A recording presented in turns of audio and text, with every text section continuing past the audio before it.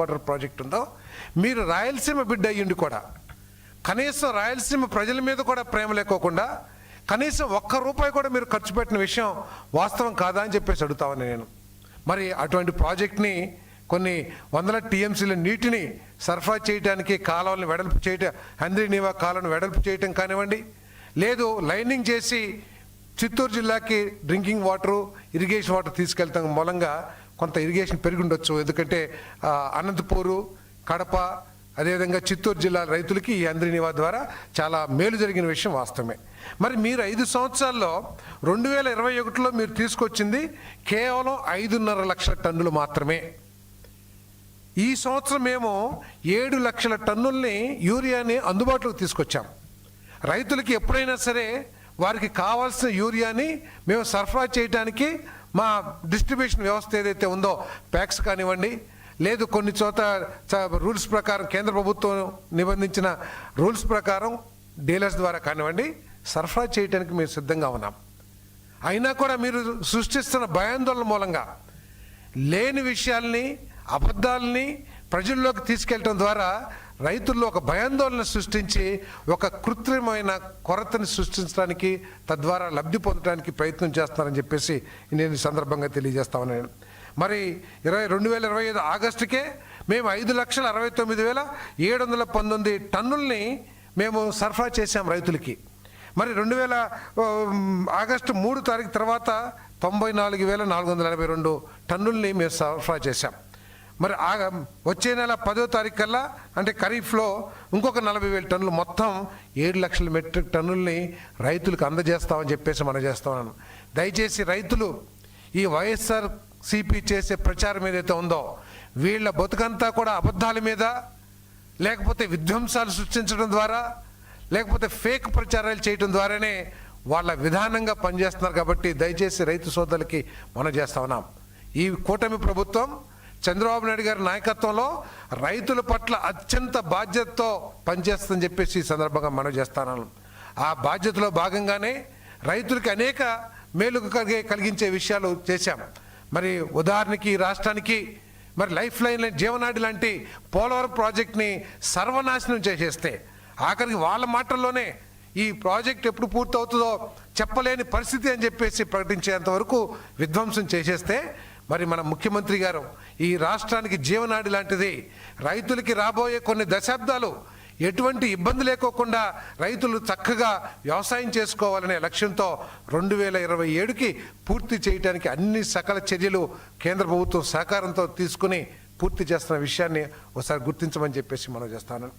గత ప్రభుత్వం మొత్తం వారి 5 సంవత్సరాల్లో కూడా వారు కొన్న ధాన్యం ఎంత ఒకసారి ఆలోచన చేస్తే, మరి మీ అందరికి కూడా తెలుసు, ఈ రాష్ట్ర రైతాంగం అంతా కూడా తెలుసు, ధాన్యం ప్రతి గింజ నేనే కొంటాను ప్రభుత్వం, ఇంకెవరు కొనటానికి వీల్లేదు, ఎవరన్నా కొంటే కేసులు పెడతామని చెప్పేసి బెదిరించిన వైఎస్ఆర్ కాంగ్రెస్ ప్రభుత్వం రైతుల దగ్గర ధాన్యం కొని 3 నెలలకు కూడా డబ్బులు చెల్లించని పరిస్థితిని మరి రైతులు మర్చిపోలేదని చెప్పేసి కూడా నేను ఈ సందర్భంగా నేను తెలియజేస్తా ఉన్నా. నేను అంతేకాకుండా ఆఖరికి 1,624 కోట్ల రూపాయలు రైతులకి ఎగ్గొట్టి, ఏ ప్రభుత్వం కూడా కాంట్రాక్టర్లకి బిల్లులు పెండింగ్ పెడతాం చూసాం, లేకపోతే ఇంకా అనేక బకాయిలు ఉండటం చూసాం. కానీ రైతులకి ఎవరైతే పండించిన పంట అమ్ముకొని అప్పులు తీర్చుకునే పరిస్థితి రంగం ఏదైతే ఉందో అది వ్యవసాయ రంగం. ఆ కనీస జ్ఞానం లేని ఆనాటి ప్రభుత్వం 1,627 కోట్ల రూపాయలని మరి ఎగ్గొట్టేసి రైతుల్ని గాల్లోకి వదిలిపెట్టిన పరిస్థితి ఈ రాష్ట్ర రైతాంగం మొత్తానికి కూడా తెలుసని చెప్పేసి మనం చేస్తాను. తర్వాత వచ్చిన కూటమి ప్రభుత్వం, మరి ముఖ్యమంత్రి చంద్రబాబు నాయుడు గారు మాకేం సంబంధం లేదు, రాష్ట్రం తీవ్ర ఆర్థిక పరిస్థితులు ఉన్నప్పటికీ కూడా వారు ఎగ్గొట్టిన 1,627 కోట్లని ఒక్క నెలలో మరి మొత్తం రైతులకి చెల్లించిన ఘనత కూడా కూటమి ప్రభుత్వం అని చెప్పేసి మనం చేస్తాను. రైతుల గురించి మొసలి కన్నీరు కారుస్తున్న జగన్మోహన్ రెడ్డి గారు, వైఎస్ఆర్ కాంగ్రెస్ పార్టీ సమాధానం చెప్పాలి. మీరు మొత్తం మీ గవర్నమెంట్లో 42 లక్షల టన్నులు మాత్రమే కొంటే, మేము ఇప్పటికీ 68 లక్షల టన్నులు ధాన్యం కొనుగోలు చేశామని చెప్పేసి మనం చేస్తాం. మీరు సంవత్సరానికి 42 లక్షల టన్నులు కొంటే, మేము ఇప్పటికే 68 లక్షల టన్నుల్ని రైతుల దగ్గర నుంచి కొని 24 గంటలు 48 గంటల్లో రైతులకి సొమ్ములు చెల్లించిన ప్రభుత్వం ఏదైనా ఉందంటే దేశంలో అది చంద్రబాబు నాయుడు గారి ప్రభుత్వం అని చెప్పేసి మనం చేస్తాను. ఇప్పటికే దాదాపు 18,000 కోట్ల రూపాయలు రైతులు పండించిన పంటకి మేము సకాలంలో 24 గంటలు 48 గంటల్లో మేము డబ్బులు చెల్లించింది. అది మాకు రైతుల పట్ల ఉన్న బాధ్యత, మరి ప్రాధాన్యత అని చెప్పేసి కూడా నేను ఈ సందర్భంగా నేను మనవి చేస్తాను. మరి అంతేకాదు, మీరు 5 సంవత్సరాల కాలంలో ఎప్పుడైనా మామిడి రైతుకు కానీ, కోకో రైతుకు కానీ, పొగాకు రైతుకు కానీ మీరు ఎప్పుడైనా సరే ధర లేకపోతే కొన్న పరిస్థితులు ఉన్నాయని చెప్పేసి అడుగుతా ఉన్నా నేను. మరి ముఖ్యమంత్రి గారు దాదాపు 1,200 రూపాయలు ఉల్లిని కూడా ప్రభుత్వం ప్రకటించి, మీరు 5 సంవత్సరాలు ఎప్పుడైనా సరే ఉల్లి పంటకి మీరు ఎప్పుడైనా సరే ధర ప్రకటించారా అని చెప్పేసి అడుగుతా ఉన్నా నేను. ఈరోజు మరి 1,200 రూపాయలకి ప్రభుత్వమే కొనుగోలు చేయడానికి ముందుకొచ్చిందని చెప్పేసి మనం చేస్తాను. మొన్నటికి మొన్న మీరు రాజకీయ లబ్ధి పొందటానికి, రైతుల సంక్షేమం కానీ, రైతుల సమస్యల పట్ల కానీ ఎటువంటి బాధ్యత లేకోకుండా ఒకసారి రైతుల దగ్గరికి వెళ్తూ రఫా నరికేస్తామని చెప్పేసి, ఎవడడ్డొచ్చేసినా తొక్కేస్తామని చెప్పేసి ఒక చోట, ఇంకో చోట ఏమో మీ రైతులు పండించిన మామిడికాయలనే తీసుకొచ్చి ఉద్దేశపూర్వకంగా సమస్యని ప్రభుత్వ దృష్టికి తీసుకొచ్చే ఆలోచనతో కాకుండా రాజకీయ లబ్ధి పొందాలని రోడ్డు మీద పడేసి ఒక డ్రామా చేసిన పరిస్థితి. కానీ మేము రైతుకి మొట్టమొదటిసారిగా మామిడి రైతుకి మరి గిట్టుబాటు ధర ఇచ్చిన ప్రభుత్వం కూడా ఈ ప్రభుత్వం అని చెప్పేసి మనం చేస్తాను. అదేవిధంగా బ్లాక్బెర్రీ రైతులు అమాయకంగా కంపెనీల ప్రచారాన్ని చూసి, కంపెనీలు ఇచ్చిన అబద్ధపు హామీలు దృష్టిలో పెట్టుకుని పంట పండిస్తే ఆఖరికి ఆ కంపెనీలన్నీ కూడా ముఖం చాటేస్తే మాకు బాధ్యత లేదు అని మేము ఎక్కడ కూడా తప్పించుకోలే. రైతు సంక్షేమం, రైతు సమస్య మాకు ప్రాధాన్యత కాబట్టి వెంటనే ఇంటర్వ్యూన్ అయ్యి మరి 12,000కి, 9,000కి, 6,000కి బ్లాక్బెర్రీని రకాలను బట్టి మరి కొనుగోలు చేసిన ప్రభుత్వం కూడా ఈ ప్రభుత్వం అని చెప్పేసి మనం చేస్తాను. మరి 5 సంవత్సరాల రైతుల గురించి పొరలాడుతున్నారు నేల మీద, లేకపోతే ముసలి కన్నీరు కారుస్తూ ఉన్నారు. మీరు కనీసం మీరు బటన్ నొక్కటం తప్పితే రైతుకు మేలు చేయటానికి ఎటువంటి పరికరాలన్నా సరే మీరు 5 సంవత్సరాలు ఇచ్చారా అని చెప్పేసి అడుగుతా ఉన్నా నేను. మేము ఈరోజు 90% మీరు రాయలసీమ నుంచి వచ్చిన పార్టీ, లేదా రాయలసీమ నుంచి వచ్చిన నాయకుడు, అదంతా కూడా హార్టికల్చర్ ఎక్కువగా ఉన్న ప్రాంతం, కనీసం ఆ ప్రాంతంలో అయినా సరే మీరు డ్రిప్ ఇరిగేషన్ రైతులకు ఇచ్చారా అని చెప్పేసి అడుగుతా ఉన్నాను. ఈరోజు మేము 90% సబ్సిడీతో మరి రైతులకి డ్రిప్ ఇరిగేషన్ ఇచ్చే కార్యక్రమం చేస్తామని చెప్పేసి కూడా నేను ఈ సందర్భంగా మనవి చేస్తా ఉన్నాను. మరి 2014-19లో దాదాపు 75,000 కోట్ల రూపాయలు ఇరిగేషన్ ఖర్చు పెడితే మీరు 5 సంవత్సరాలు ఖర్చు పెట్టింది కేవలం 30,000 కోట్లు మాత్రమే మనం చేస్తాం. మీకు రైతుల పట్ల ఏమైనా బాధ్యత ఉన్నట్లయితే, రైతు వ్యవసాయ రంగానికి ప్రాణాధారం డ్రైనేజీ కాలువలు, ఇరిగేషన్ కాలువలు, అదేవిధంగా ఇరిగేషన్ ప్రాజెక్టులు మీరు ఎందుకు ఖర్చు పెట్టలేకపోయారు? 71,000 కోట్లు 2014-19లో ఖర్చు పెట్టాం. ఈ టర్మ్లో 2024-2029లో నాకు తెలిసి దాదాపు 1,00,000-1,50,000 కోట్లు కూడా ఖర్చు పెట్టడానికి ప్రభుత్వం ఆలోచన చేస్తుందని చెప్పేసి మనం చేస్తాను. ఎందుకు మీరు ఖర్చు పెట్టలేదు? రైతు సంక్షేమం పట్ల ఈరోజు పొరలాడుతున్న విధంగా ఆ రోజు మీకు ఏదైనా బాధ్యత ఉన్నట్లయితే మరి డ్రైనేజ్ సిస్టమ్ కానివ్వండి, ఇరిగేషన్ సిస్టమ్ కానీ బాగు చేయడానికి ఎందుకు ఖర్చు పెట్టలేదని చెప్పేసి నేను మనం చేస్తా ఉన్నాను. హంద్రీనీవా ఇందాక చెప్పాను నేను, రాయలసీమలో ₹1 ఖర్చు పెట్టారండి మీరు.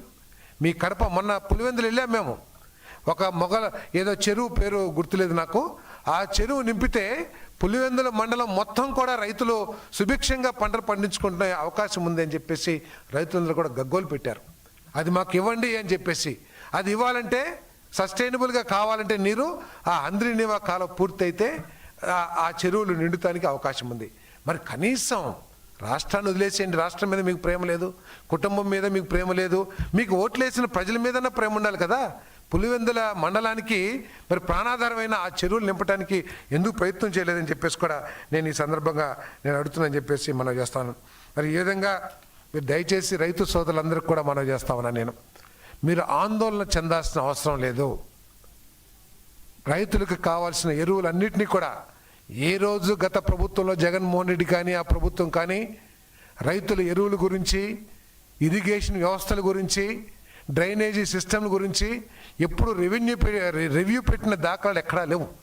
కానీ ఈరోజు ప్రతి సీజన్ మొదట్లో, సీజన్ మధ్యలో ఎరువులు ఏ విధంగా ఉన్నాయి, రుణాలు కౌలు రైతులకు రుణాలు ఏ విధంగా ఇస్తున్నారు, లేదా రైతులకు రుణాలు ఏ విధంగా ఇస్తున్నారు, నీటి వసతి ఏ విధంగా ఉంది, ఏమి చేయాలి, రిపేర్లకు ఏమైనా కావాలా, ఓఎండ్ఎంకి ఏమైనా కావాలా అని చెప్పేసి రివ్యూ చేస్తూ దానికి కావాల్సిన నిధులు ఏర్పాటు చేసే పరిస్థితి ఈ ప్రభుత్వానికి అని చెప్పేసి మనం చేస్తాను. మీరు రైతు భరోసా ఇచ్చారు 7,500 రూపాయలు.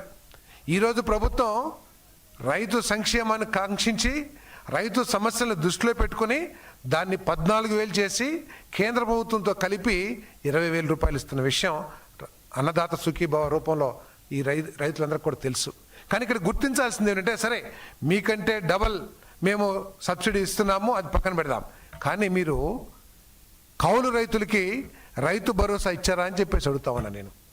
ఈరోజు కేంద్ర ప్రభుత్వం కౌలు రైతులకి ఇవ్వనప్పటికి కూడా వారి విధానం ప్రకారం కూటమి ప్రభుత్వం ప్రీతం ముఖ్యమంత్రి చంద్రబాబు నాయుడు గారు భారాన్ని మోసి రాష్ట్రం అనేకంగా మీరు చేసిన విధ్వంసానికి రాష్ట్రం ఆర్థికంగా ఇబ్బందులు పడుతున్నా కూడా కౌలు రైతులకు కూడా 6,000 ఇచ్చే కార్యక్రమం, 14,000, 20,000 ఇచ్చే 20,000 ఇచ్చే కార్యక్రమాన్ని ఈ ప్రభుత్వం చేస్తుందని చెప్పేసి మనం చేస్తున్నాం.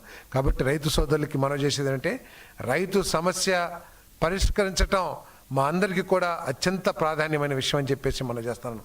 ముఖ్యమంత్రి గారు కూడా ఏ మంత్రి జిల్లాలకు వెళ్ళిన ఇన్ఛార్జ్ మంత్రులు అక్కడ రైతు సమస్యల పట్ల ముఖ్యంగా మీరు రివ్యూ చేస్తూ ఉండండి.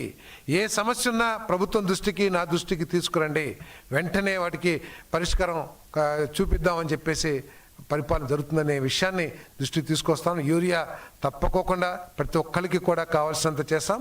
కేవలం ఈ వైఎస్ఆర్ కాంగ్రెస్ పార్టీ చేస్తున్న అబద్ధపు ప్రచారం మూలంగా రైతుల్లో ఒక ఆందోళన, మాకు దొరకదేమో అని చెప్పేసి, కానీ దొరకదని ఉద్దేశంతో లారీ పిఎస్సిఎస్ ద్వారా ఇస్తున్నాం కాబట్టి పిఎస్సిఎస్లో ఏం జరుగుతుంది, ఎప్పుడు లారీ వస్తుంది, ఎప్పుడు ఇది అని ఎంత క్వాంటిటీ వస్తుంది అనే విషయం తెలుసు కాబట్టి లారీ వచ్చే సమయానికి ఈ అబద్ధపు ప్రచారానికి లోనయ్యి వాళ్ళందరూ కూడా తొందరపడి లైన్లో నుంచుని తీసుకుంటున్నారు.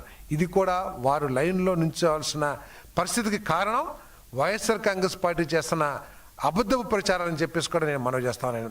అంతేకాకుండా దాదాపు 1,500 టన్నులు బ్లాక్ మార్కెట్లో అమ్మటమో, లేకపోతే రిటైలర్స్ ఏదైతే బండ్లింగ్ వేరే ఎరువులు కొంటేనే మేము ఇస్తామని ఏదైతే రైతులను ఇబ్బంది పెడుతున్నారో వాళ్ళ మీద రైడ్లు చేసి దాదాపు 1,500 టన్నుల్ని సీజ్ చేసామని కూడా మనం చేస్తాం. కాబట్టి రైతులు ఎక్కడ కూడా ఆందోళన చెందొద్దు. మీరందరం కూడా తప్పకోకుండా మేము ఎరువులు కానివ్వండి, యూరియా కానివ్వండి అందించడానికి తప్పకోకుండా బద్దులమై ఉన్నామని చెప్పేసి కూడా నేను ఈ సందర్భంగా తెలియజేస్తా ఉన్నాను.